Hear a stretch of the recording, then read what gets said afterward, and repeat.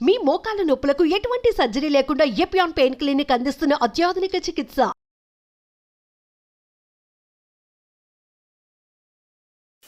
నా ప్రసంగాలు వింటూ చాలా కామెంట్స్ రాస్తూ ఉంటారు. ఒకచోట ఒక అబ్బాయి నాకు జస్ట్ 23 year old అబ్బాయి ఒక చిన్న క్లిప్ పెట్టాడు నా నెంబర్కి. బెంగళూరులో 23 year old బాయ్స్ 2.5 లక్ష రూపాయలు అదేదో మోటార్ సైకిల్ కొనుక్కున్నారట. బుర్రని తిరుగుతున్నారు. సార్ చెప్పినట్టు హెల్మెట్ పెట్టుకోకుండా యాక్సిడెంట్ పాలయ్యారు. ఇద్దరికి తలకు ఏటైంది. స్పాట్, చనిపోలేదు, హాస్పిటల్లో కోమాలో ఉన్నారు. ఆ హాస్పిటల్లో ఇలా యాక్సిడెంట్ అయ్యి కోమాకు వెళ్ళిన వాళ్ళు ఇప్పటికి 1000 మంది అడ్మిట్ అయితే ఒక్కరూ బయటికి రాలేదు. అందరూ పైకి వెళ్ళిపోయారు. 3 రోజులు 4 రోజులు 5 రోజులు ఐసీలో ఉన్న తర్వాత. సో ఆ డాక్టర్లు అందరూ అక్కడికి వెళ్ళిపోయారు, ఇంకేమీ లేదు, అందరూ పిలుచుకోండి అని చెప్పి వాళ్ళ ఇంట్లో అందరికీ చెప్పేశారు. 3 రోజుల తర్వాత ఒక అబ్బాయి చనిపోయాడు. ఇంకా 3 రోజుల తర్వాత ఇంకో అబ్బాయి ఇంకా చనిపోలేదని డాక్టర్లు అందరూ వెయిట్ చేస్తుంటే 6వ రోజు రాత్రి ఠక్కని లేచి కూర్చున్నాడు. ఇంకా 6 వారాల్లో బాగా అయిపోయాడు, నడుస్తున్నాడు. సో ఈ డాక్టర్లందరికీ అనుమానం వచ్చింది, ఏం జరిగింది, ఇంతమంది చనిపోయారు సార్ మీకు చెప్తారు. ఆయన చెప్పాడు కదా, ఆరోగ్యం ఉన్నా యాక్సిడెంట్లో చనిపోతారు మీరు, జాగ్రత్త అని. ఇది జరిగిన విషయం. ఎలా బయటపడ్డాడు వీడు, 1000 మంది చనిపోయారు, ఇంత కోమాలో ఉన్నవాడు మళ్ళీ వెనక్కి వచ్చాడని వాళ్ళు అదే పనిగా పని కట్టుకొని ఎంక్వైరీ చేశారు. వాళ్ళ ఇంటికి వెళ్ళారు. వాళ్ళ అమ్మ నాన్నని అడిగితే, మా అబ్బాయి యూట్యూబ్లో డాక్టర్ ఖాదర్ ప్రసంగాలు విని గత 2 సంవత్సరాలుగా సిరిధాన్యాలను మాత్రమే భోంచేస్తున్నాడు.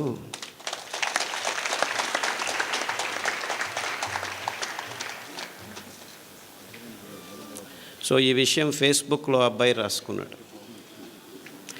అంటే నేను ఆయన చెప్పిన దానికి తద్విరుద్ధంగా చెప్తున్నానని కాదు, అందరూ హెల్మెట్లు వేసుకొని ప్రయాణం చేయండి, కానీ యాక్సిడెంట్ అయినా కోమా అయినా మీరు సిరిధాన్యాలు తింటూ ఉంటే బతికి బయటపడేదానికి దారి ఉంటుంది అని మీకు ఈ ఘటనతో చెప్తున్నా.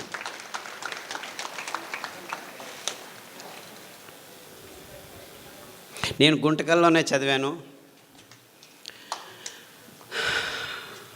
చేంతాడు చేతిలో వేసుకొని 6 కిలోమీటర్లు దూరం వెళ్ళి, ఆ చేంతాడు ఒకే బావి ఉండేది, నీళ్ళ బావి, ఆ దర్గా దగ్గర అటువైపుకి వెళ్ళేవాళ్ళం మేము. 6 కిలోమీటర్లు నడిచి పొద్దున్నే 5 గంటలకు లేచి, నేను మా అక్క బుచ్చక్క అనే పేరు ఇద్దరం 6 కిలోమీటర్లు నడిస్తే వెళ్తే చేంతాడు. నేను చిన్న పిల్లోడిని, ఇంతలాగా ఉండేవాడిని, చాలా వెరీ స్మాల్ షార్ట్ ఫెలో, ఇప్పటికూ పొట్టివాడిని. ఆ చేంతాడు ఎత్తుకొని పోయేదానికే 6 కిలోమీటర్ పోయేవాడికి కింద పడిపోయేవాళ్ళం. ఆ చేంతాడు ఎంత బరువు ఉండేది, ఎందుకంటే చేంతాడు 10 అడుగులు 15 అడుగులు కాదు, 30 అడుగులు పోవాలా లోపలికి నీళ్ళు రైలు అంటే. సో ఇద్దరం కష్టపడి 2 బిందెలు తీసుకుని వచ్చాము చేంతాడు ఇక్కడ వేసుకొని. నీళ్ళు తాగాలంటే అంత కష్టపడాలి.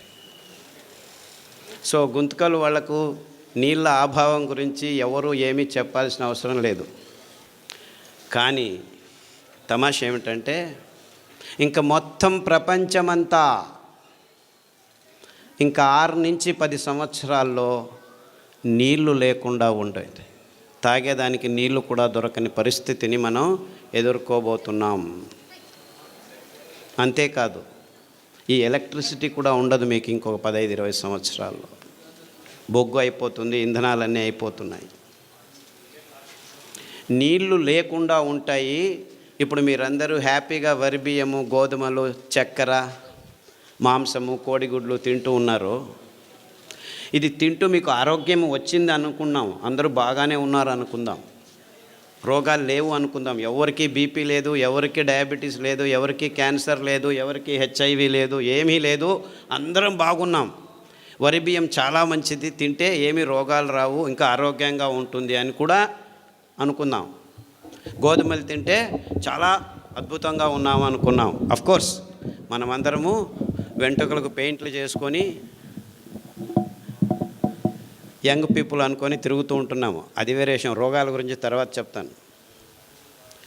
అంటే మనం తింటున్న పదార్థాలన్నీ మంచివే, ఆరోగ్యంగానే ఉన్నామని అనుకున్నా ఈ రెండు కారణాలకి మనం వరి బియ్యం తినటం ఆపు చేయాలి, గోధుమలు తినటం ఆపు చేయాలి, చక్కెర తినటం ఆపు చేయాలి, కోడిగుడ్లు తినటం ఆపు చేయాలి, అన్నీ తినటం ఆపు చేయాలి. ఎందుకంటే నీళ్లు లేవు.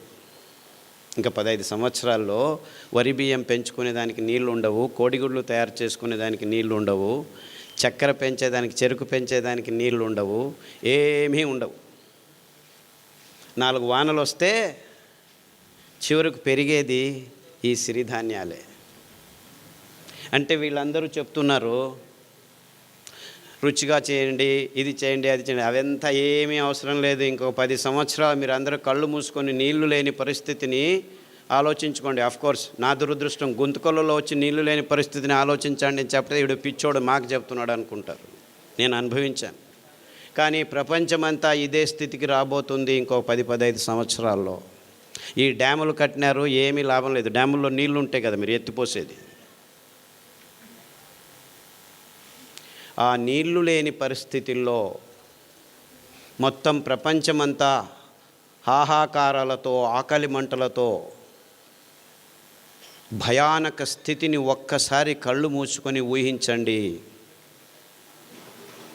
ఆ స్థితి నుంచి దూరం కావాలంటే మనం 20 సంవత్సరాల ముందే ఎంత మంచివైనా, గోధుమలు మంచివే అని చెప్తున్నాను, చక్కెర మంచిదే అని చెప్తున్నాను, ఏమి రోగాలు రావట్లేదని చెప్తున్నాను, ఇదంతా ఇమాజినరీ కండిషన్. కోర్స్ ఇప్పుడు ఉన్నది అన్ని రోగాలే అనేది ఇంకొక 5 నిమిషాల్లో మాట్లాడతాను. కానీ సిరిధాన్యాల మహత్వము జస్ట్ మీ ఆరోగ్యానికి కోసం కాదు, మీ పిల్లల ఆరోగ్యం కోసం కాదు, ప్రకృతి కోసం కాదు. ప్రకృతిని మీరు రక్షించాల్సిన అవసరం లేదు. ఇవన్నీ కారణాలు కాదు, కానీ ఇవన్నీ ముఖ్యమైన నిజమైన ప్రాక్టికల్ కారణాల కోసం సిరిధాన్యాలను తినమండి అని చెప్తూ వస్తున్నాను ఇంతవరకు. కానీ ఇప్పటి నుంచి నేను ఇవన్నీ కారణాలే కాదు, ఇంకా 10-15 సంవత్సరాల్లో మొత్తం మానవ కులమంతా ఆకలితో హాహాకారాలు బొబ్బేలు పోతుంటే మిమ్మల్ని ఆ భయంకరమైన క్రైసిస్ నుంచి బయటకు పడాలంటే బయటపడేదానికి పనికి వచ్చేది సిరిధాన్యాలు మాత్రమే. ఆ ఒక్క కారణానికే, అంటే మానవ కులం ముందు రానున్న ఈ భయంకరమైన క్రైసిస్ నుంచి బయటపడాలంటే మొత్తం ప్రపంచమంతా పిల్లలు, పెద్దలు అందరూ ఏ దారి లేదు, ఏ గతి లేదు, ఉండేది ఒకే దారి, అది సిరిధాన్యాలు తినే ఒకే ఒక్క దారి. ఈ క్రైసిస్ని మానవ జాతి ఎదుర్కోవాలంటే ఈ దారి తప్ప ఇంకా ఏ దారి లేదు అని గట్టిగా నమ్మిన వాణ్ణి నేను. అందుకే 40 సంవత్సరాల క్రితమే ఈ విషయాల్ని పూర్తిగా విశ్లేషణ చేసి, అరే ఈ రోగాలకు పక్కన ఉంచండి, మీ తలల మీద తెల్ల వెంట్రుకల గురించి పక్కన ఉంచండి, నాకు క్యాన్సర్ వచ్చింది అని బాధపడే వాళ్ళ గురించి నేను బాధపడడం లేదు. మొత్తం మానవ కులమే కాదు, ప్రపంచంలో ఉన్న జీవరాశి అంతా ఈ భయంకరమైన సన్నివేశాన్ని ఎదుర్కోబోతుంది ఇంకో 20-30 సంవత్సరాల్లో. నేను చెప్పేది అతిరేకంగా లేదు, మీరందరూ దీనిల గురించి ఆలోచించట్లేదు, ఎవరూ ఆలోచించట్లేదు. అంటే ఎంత భయంకరమైన ఇక్కట్టును మనం ఎదుర్కోబోతున్నామని మన కళ్ళ ముందు మనం ఎవరు కూర్చొని ఆలోచించేదానికి రెడీ లేదు. ఎందుకంటే నా తలల మీద వెంట్రుకలు వెళ్ళిపోతున్నాయి, నా అబ్బాయికి 3 సంవత్సరాలు డయాబెటీస్ వచ్చింది, మా అమ్మాయి 180 కేజీలు ఉంది, నడవలేకపోతుంది, మా చిన్న పాపకు బ్లడ్ క్యాన్సర్ వచ్చింది, 3 సంవత్సరాలకు బ్లడ్ క్యాన్సర్, బోన్ క్యాన్సర్ వచ్చింది, లంగ్ క్యాన్సర్ వచ్చింది. ఇలా మనము 100కి 70 మంది బీపీ ట్యాబ్లెట్ తీసుకుంటున్నాము, 100కి 38 మందికి డయాబెటీస్ వచ్చింది, 100కి 36 మంది థైరాయిడ్ ట్యాబ్లెట్ తీసుకుంటున్నాము, 100కి 16 మందికి నిద్ర రావట్లేదని ట్యాబ్లెట్ తీసుకుంటున్నారు, 100కి 16 మంది నిద్ర ఎక్కువ వస్తుందని ట్యాబ్లెట్ తీసుకుంటున్నారు.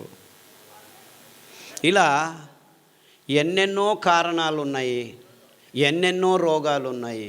హెచ్ఐవి వచ్చింది, ఎస్ఎల్ఈ వచ్చింది, ఐఎస్ఆర్ వచ్చింది, ఐబిఎస్ వచ్చింది. ఇలా అక్రానిమ్స్ పెట్టుకొని 185 రోగాలను లిస్ట్ చేసుకుంటున్నాము. ఈ రోగాల పేర్లు వినాలంటేనే భయం అవుతుంది. రోగాలు వస్తే ఇంకెంత భయమో. అది ఇంతకుముందు డయాబెటీస్ 100కి 5 మందికి 10 మందికి వచ్చేది, 50 సంవత్సరాల పైన వచ్చేది. ఇప్పుడు 5 సంవత్సరాల లోపు పిల్లలకే 100కి 5 మందికి వచ్చేసింది. మీరు ఎంత దీన స్థితిలో అనారోగ్యంలో ఉన్నా 6 వారాల్లో మీ దేహం పుంజుకుంటుంది. ఇంకా ఒక ట్రిక్ ఉంది. ఈ ధాన్యాలు వేల సంవత్సరాలు ప్రతి దేశంలోనూ తిన్నారు ప్రజలు. మీరు అనుకున్నట్టు మన దేశంటి కాదు ఇవే, మన దేశంలోనూ ఉన్నాయి, వేరే దేశాల్లోనూ ఈ భోజనాలే చేస్తుండింది ప్రజలు. ఇటాలియన్ మిల్లెట్ అంటారు ఏదాన్ని, కొర్రల్ని. అండు కొర్రల్ని అమెరికన్ మిల్లెట్ అంటారు. ఆఫ్రికన్ మిల్లెట్ అంటారు లిటిల్ మిల్లెట్ని, అంటే సామెల్ని. ఊదుల్ని జర్మనీస్ మిల్లెట్టు, జాపనీస్ మిల్లెట్టు, రష్యన్ మిల్లెట్టు అంటారు. ఇన్ఫ్యాక్ట్ ఊదుల్లో చాలా రకాలు ఉన్నాయి, అన్నీ ఊదులే. రష్యన్ మిల్లెట్ వేరే, జర్మన్ మిల్లెట్ వేరే, జాపనీస్ మిల్లెట్ వేరే, అన్నీ ఊదులే. బోర్నియాడ్ మిల్లెట్ అంటారు. అరికలు కోడో మిల్లెట్ అంటారు. హిమాలయ కొండ చర్యల్లో యథేచ్ఛగా ఇప్పటికీ పెరుగుతున్నాయి. అంటే అక్కడి నుంచి ఇక్కడికి వచ్చాయి కాదు, అక్కడ ఉన్నాయి, ఇక్కడ ఉన్నాయి, వేల సంవత్సరాల క్రితమే ఉన్నాయి. ఎందుకంటే దీనికి ఆర్కియలాజికల్ ఎవిడెన్సెస్ మొన్ననే దొరికాయి. ఈ C4 ఫుడ్స్ అంటారు దీన్ని. ఈ కొన్ని వేల కడాబా అనే ఒక ఆఫ్రికా దేశంలోనూ అక్కడి నుంచి ఆర్కియలాజికల్ వేల 15,000 సంవత్సరాల క్రితం వాళ్ళ ఆ పండ్ల చిగుళ్ళను గమనిస్తే C4 ఫుడ్స్, అరికలు, కొర్రలు, అండు కొర్రలు కనిపించాయి. అర్థమవుతుందా నేను చెప్పేది? అంటే ఈ తజ్ఞులు ఆ దేశం నుంచి మన దేశానికి వచ్చింది, ఈ దేశం నుంచి ఆ దేశానికి లేదు. మనకు ముందు సంపర్కం ఉండేది కాదు. ఖండాంతరాల్లో అంతెందుకు గుంతకలు వాళ్లకు వింధ్య పర్వతాల వెనపకాయ ఉండేది తెలియదు ముందు. అంటే ఎక్కడ వాళ్ళు అక్కడ ఉండేవాళ్ళు. ఆయా జాగాల్లో ఆయా నీళ్లకు ఆయా గాలికి ఏదేది పెరుగుతుందో దాన్నే తింటూ ఉండేవాళ్ళు. అదే నిజమైన ఆహారం. అలాంటి అద్భుతమైన ఆహార పద్ధతిని అంతా నాశనం చేసుకొని ప్రపంచమంతా బియ్యం గోధుమలు తింటున్నారు. అదే అవైజ్ఞానికమని ఎవరికీ అర్థం కావట్లేదు. ఎందుకు వచ్చింది? ఈ కంపెనీల హితాశక్తి కోసం అందరూ కాఫీలు, టీలు, బియ్యము, గోధుమలు, పాలు, చక్కెర తింటున్నామని ఎవరికి అర్థం కావట్లేదు. నేను పాలు తాగొద్దా, పాలు తాగొద్దా, బియ్యం తినొద్దా, గోధుమలు తినొద్దా, ఇంకేం తినాలి, మన్ను తినాలా? అందరూ ఈ ప్రశ్న అడుగుతారు నన్ను. అరే 150 సంవత్సరాల క్రితం వెళ్తే ఎవరికి తెలియకుండా ఇవన్నిటిని పెంచుకొని అందరూ తినేవాళ్ళు, వాళ్ళకు రోగాలు ఉండేవి. ఈ ఒక్క విశ్లేషణతోనే నేను ఈ ధాన్యాల్ని వెతకడం మొదలుపెట్టాను. 30 సంవత్సరాల క్రితం అమెరికా వదిలిపెట్టి పల్లెల్లో తిరిగి ఈ విత్తనాలని తీసుకొచ్చి మా ఇంటి వెనక పెరట్లో కొద్దిగా పెంచి మళ్ళా రైతులకిచ్చి ఆ ధాన్యాన్ని నేనే కొనుక్కొని రోగులకిచ్చి బాగవటం. మొత్తం 8 సంవత్సరాలు నేను ఒక్క మాట మాట్లాడలేదు. నేను ఆలోచించింది కన్ఫర్మ్ కరెక్ట్ అని తెలిసిన తర్వాత పల్లెకు వెళ్ళి మాట్లాడడం మొదలుపెట్టాను. వేల మంది రోగులకు బాగైన తర్వాత చెప్పడం మొదలుపెట్టాను. ఎస్ఎల్ఈ, హెచ్ఐవి, ఇప్పటికి ఎంతమంది హెచ్ఐవి పేషెంట్లు. నేను మొన్న ఇక్కడి నుంచి బెంగళూరు నుంచి హిందూపూర్కి వస్తుంటే 4 పేషెంట్లు ఫోన్ చేశారు. సార్ మీరు చెప్పిన ఈత ఆకు కషాయము, బిల్వ ఆకు కషాయము, గరిక కషాయం తాగుతున్నాము, అరికెలు, సామెలు, గంజి తాగండి. గంజి గురించి చెప్పవే, చాలా వేల సంవత్సరాల క్రితము ఈ విసిరేది దంపేది రాళ్ళు లేవు, అప్పుడు ఇంకా తెలియదు. ఆ కింద పడిన ధాన్యాన్ని ఎచ్చుకొని వచ్చి నీళ్ళలో నానబెట్టి వండుకొని గంజి తాగేవాళ్ళు. గంజి తాగేదానికి కూడా టైం ఉండేది కాదు. ఇది వెరుకునేదానికి పనలేకపోతే ఆ గంజి పొద్దుటి నుంచి సాయంకాలం వరకు ఉంటే అది చద్ది గంజి, అంబలి, అందులో బ్యాక్టీరియా పెరిగేది. ఆ బ్యాక్టీరియా మన పొట్టలకి అతి ముఖ్యమైనది, అతి రోగ నిరోధక శక్తిని మన దేహంలో పెంచేది. ప్రోబయోటిక్స్ అని ఈ మధ్య కొత్తగా మొదలుపెట్టారు ఈ డాక్టర్లు, ఇంజనీర్లు అందరూ. ఎప్పుడో మా తాత ముత్తాత కాలంలోనే చద్దిగంజలు తాగరా వెధవా ఆరోగ్యంగా ఉంటామని మా అవ్వ చెప్పేది. తిప్పారెడ్డిపల్లెలో, ఇక్కడే తిప్పారెడ్డిపల్లె. కొర్రగంజి పొద్దున్న చేసి రాత్రి తాగు, రాత్రి చేసి పొద్దున్న తాగు అనేది. అదెందుకు? పొద్దున్న చేసి పొద్దునే తినచ్చు కదా, నీకు తెలియదులే రాత్రి తాగు అనేది. దాంతో కావాలంటే ఈ ఎర్రగడ్డ కొరుక్కో అని చిన్నది సాంబార్ ఉల్లిపాయ ఉండేది, దాన్ని ఇచ్చేది అనమాట. అమేజింగ్లీ ఆ ఉల్లిపాయ తింటే మీలో ఉన్న అన్ని అలర్జీస్ మాయమైపోతాయి. గోరుకునేది సిట్రజిన్ వేసుకునేది, ఎప్పుడు చూడు ఎరుకుంటూ ఉంటే సిట్రజిన్ వారానికి ఒకటి పోయి 2 రోజులకు ఒకసారి అయిపోయి రోజుకు 2 సార్లు వేసుకున్నా కానీ ఆపితే చాలు గీరుకుంటూ ఉంటారు. ఆ అలర్జీస్ అన్నీ వారం రోజుల్లో మాయమైపోతాయి. మీరు అరికల గంజి, ఈ ఉల్లిపాయ రసం, 4 ఉల్లిపాయలు ఉడికించి ఆ రసం తాగితే చాలు 6 వారాల్లో మీకు ఈ అలర్జీస్, పొద్దున్న లేస్తే తుమ్మేది, చెవులో నొప్పి వచ్చేది, పాలు తాగేసి ఆపేసి ఈ కషాయాలు తాగండి. అంతెందుకు, ఉచ్చలు రాత్రి లేచిందే, పోసిందే, పోసేది ఇంత పోసేది వచ్చేది, ఇంత పోసేది రాదు బయటికి. ఇవన్నీ 6 వారాల్లో మాయమైపోతాయి. 6 వారాలు, ఎక్కువ అవసరం లేదు, 6 వీక్స్. అని డాక్టర్ల దగ్గర పోతే ప్రోస్టేట్ ఊతో వచ్చింది నాయన తీసేస్తాం రా అంటాడు. తీసేసిన తర్వాత మళ్ళీ అదే ప్రాబ్లం, ఇంకొకటి ఏదో కారణం, ఇంకేం కారణం, నరాలు దౌర్బల్యం ఉన్నాయి అక్కడ. మీరు ప్రోస్టేట్ తీసినా ఏమి తీసినా అదే రోగమే. సో తీయకముందే ఇట్లా చేయండి, హ్యాపీగా ఆ ప్రోస్టేట్ సరిగ్గా అయి కూర్చుంటుంది, ఇంతలా ఉండేది సన్నగా అయి కూర్చుంటుంది. 6 వీక్స్. ఇలా చాలా రోగాలకి ప్రతిదినం సతమవుతున్నాను. నేను చెప్పేది క్యాన్సర్, హెచ్ఐవి గురించి ఆలోచించద్దండి. చాలామందికి ఇంకా రోగాలు రాలేదు, 120 మందికే వచ్చింది, ఇంకో 300 రోజుల్లో చాలామందికి వస్తాయి.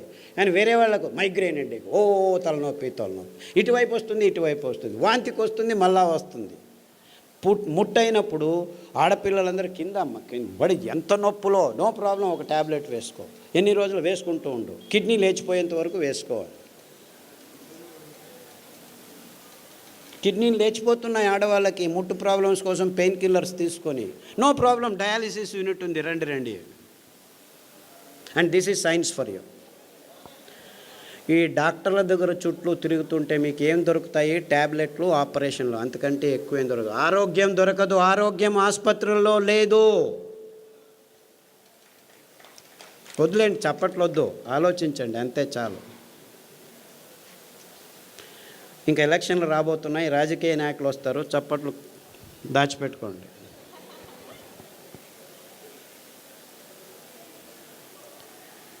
ఎక్కడుంది ఆరోగ్యం? మన కొర్రల్లో ఉంది, మన కానుగ కషాయంలో ఉంది, మన పారిజాత పువ్వుల్లో ఉంది, మన రావి చెట్లల్లో ఉంది, మన కానుగ చెట్లల్లో ఉంది, అండు కొర్రల్లో ఉంది, ఊదుల్లో ఉంది. ఇంత అద్భుతమైన పదార్థాలు మీరు ఏమైనా డబ్బు ఖర్చు పెట్టాలా? పేద రైతులు పెంచగలరు. దాన్ని అక్కడికక్కడే మీ ఇంట్లోనే రెడీ చేసుకునే దానికి బుచ్చి మెథడ్ అని మా అక్క నేను కలిపి కనిపెట్టాము. అందరూ హ్యాపీగా ఇంట్లో ఎవరైనా సరే రాత్రి నానబెట్టి పొద్దున ఎండబెట్టి అలా అంటే చాలు, బియ్యం రెడీ. ఇంకా అద్భుతం ఏం తెలుసా? ఈ ధాన్యాలు 7 సంవత్సరాలు నిల్వ ఉంచినా ఒక్క కెమికల్ లేకుండా, ఒక్క పురుగు రాకుండా ఉంచుకోవచ్చు ఈ 5 ధాన్యాలు. మీకు ఎప్పుడు కావాలో అప్పుడు బియ్యం రెడీ చేసుకోండి. సో అందరూ అంటున్నారు పేదవాళ్ళకి ఇది కష్టమని. ఇన్ఫ్యాక్ట్ పేదవాళ్ళకే ఈజీ. ఈ పెద్దవాళ్ళు పనులు చేసుకోలేరు, డబ్బులున్న వాళ్ళు. మీరు చేసిస్తే వాళ్ళు తింటారు. అంటే మీరు కొనాల్సిన పని లేదు. 2 ఎకరాలు మెట్ట భూమి ఉంటే పెంచుకోండి, ఇంట్లో పడేసుకోండి. ఎప్పుడు కావాలంటే ఆ మిక్సీలో 1 కేజీ రెడీ చేసేదానికి మీకు 20 కేజీలు 2 గంటల్లో పని చేసుకోవచ్చు. ముందులాగా దంచాలి, విసరాలి అని ఏమీ లేదు. కావాలంటే మీకు డబ్బు కావాలంటే మీరే రెడీ చేసి పక్కనున్న ఊరికి అందజేయచ్చు. 10 మంది కూర్చొని ఆడవాళ్ళు పని చేస్తే దగ్గర దాదాపు 500 కిలోలు రెడీ అవుతాయి. ఆ పని బాలన్ గారు చేసి చూపించారు. ఇక్కడ అనంతపూర్లో భానుజ అని ఇంకొక మహిళా సంఘం వాళ్ళు చేస్తున్నారు. అంటే పేదవాళ్ళకి ఇవి అతి చౌకగా, ఎవ్వరి హంగామా లేకుండా పెంచుకొని ఇంట్లోనే తయారు చేసుకొని తినేంత వరకు మేము అన్ని రకాలుగా ఏర్పాటు చేశాము. మీరు చేసుకోవాలి అంతే. అంటే పేదవాళ్ళకి ఏమీ ఇబ్బంది లేదు, ఇంకా కొనుక్కునే వాళ్ళకే. రూపాయలు ఆ కేజీ, 150. యాక్చువల్లీ రైతులకు మీరు 10 రూపాయలు 11 రూపాయలు ఈ మధ్యవర్తులు తింటున్నారు మధ్యలో. అయినా కానీ 100 రూపాయలు ఇచ్చి కొన్న ఒక కేజీ 10 మంది తినొచ్చు మీరు. ఎందుకు? ఇందులో పీచు మధ్యలో ఉంది. నానబెడితే, రాత్రి నానబెట్టి పొద్దున వంట చేస్తే ఒక కేజీ బాగా వికసించి అరలితే మీరు 10 మంది తినొచ్చు అనమాట. అదే బియ్యం అయితే, వరి బియ్యము కేజీకి 4 తిని ముగించేస్తాం అనమాట. అంటే 1 కేజీకి 4, ఇక్కడ 1 కేజీకి 10 మంది. వీడు 30 రూపాయలు కేజీ అనుకో, 30 × 2.5 కేజీలు అంటే అది అంతే అయింది కదా. ఆ బియ్యం తిన్న తర్వాత మీరు ఎక్కడికి పోతున్నారు? ఆసుపత్రిలో చుట్టూ తిరుగుతున్నారు. ఈ బియ్యం తింటే మీరు రైతుల దగ్గరికి వెళ్ళచ్చు. అంటే నిజంగా మీరు ఎవరి చుట్టూ తిరగాలి? ఆరోగ్యం కావాలంటే ఎవరి దగ్గరికి వెళ్ళాలి మీరు? ఇన్ఫ్యాక్ట్ నిజంగా మనకు ఆరోగ్యం కావాలంటే ఆ రైతుల వైపు మన ముఖం చూపించాలి, వాళ్ళను గౌరవించాలి. వాళ్ళు పెంచే ధాన్యానికి విలువ ఇచ్చి భక్తితో తీసుకుంటే వాళ్ళు బాగుపడతారు, మనము బాగుపడతాం. అర్థమవుతుందా?